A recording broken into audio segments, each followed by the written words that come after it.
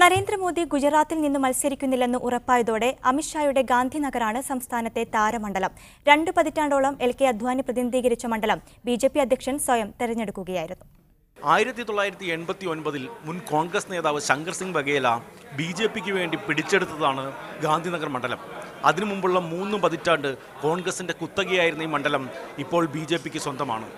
LK Advani 2 പതിറ്റാണ്ട് പ്രതിനിധീകരിച്ച ഗാന്ധിനഗർ ഇന്ന് അമിത്ഷായ്ക്ക് സ്വന്തം. നാമനിർദ്ദേശ പത്രിക സമർപ്പിക്കാൻ 4 മണിക്കൂറോളം നീണ്ട റോഡ് ഷോ, സഖ്യകക്ഷി നേതാക്കളെ അണിനിരത്തിയുള്ള ശക്തി പ്രകടനം. ഗുജറാത്തിലെ താരം താൻ തന്നെയെന്ന് ഉറപ്പിക്കുകയാണ് അമിത്ഷാ. പത്രിക സമർപ്പിച്ച ശേഷം LK അദ്വാനിയുടെ പിന്തുടർച്ചക്കാരനാണെന്ന് പ്രഖ്യാപിച്ച് പാർട്ടിയിലെ കലഹത്തെ മൂടിവെക്കാനും അമിത്ഷാ ശ്രമിച്ചു. गांधीनगर क्षेत्र का विकास हम सभी भारतीय जनता पार्टी के कार्यकर्ताओं के लिए कमिटमेंट है. അമിത്ഷാ അങ്കത്തട്ടിലെത്തിയതോടെ അണികളും ആവേശത്തിലാണ്.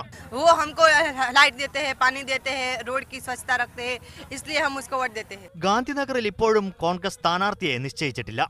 NCP കോൺഗ്രസ് സഖ്യമുണ്ടായാൽ മുൻ മുഖ്യമന്ത്രി ശങ്കർ സിംഗ് വഗേല ഗാന്ധിനഗറിൽ അമിത്ഷായെ നേരിടാനിറങ്ങുമെന്ന് വാർത്തയുണ്ടായിരുന്നു. എങ്കിലും ആ സാധ്യതയും ഇപ്പോൾ മങ്ങിയിരിക്കുകയാണ്. मुझे विश्वास है सोमवार तक में वो चयन प्रक्रिया का अंतिम दौर चला जाएगा और सोमवार को देर रात तक में हमारा पूरा जितने भी प्रत्याशी 26 से 26 बैठक का वो डिक्लेयर हो जाएगा. ഗാന്ധിനഗറിന് ഒട്ടേറെ പ്രശ്നങ്ങളുണ്ട്. കൃഷിനാശം മുതൽ കോളനികളിലേക്ക് തള്ളപ്പെട്ട മനുഷ്യരും ഇപ്പോഴും ധൈര്യമായി വോട്ട് ചെയ്യാനായി പുറത്തിറങ്ങാൻ പറ്റാത്ത മനുഷ്യരുമുണ്ട്. പക്ഷേ ഈ തെരഞ്ഞെടുപ്പിലും ഇതൊന്നും ചർച്ചയായി പോലും ഉയരില്ല.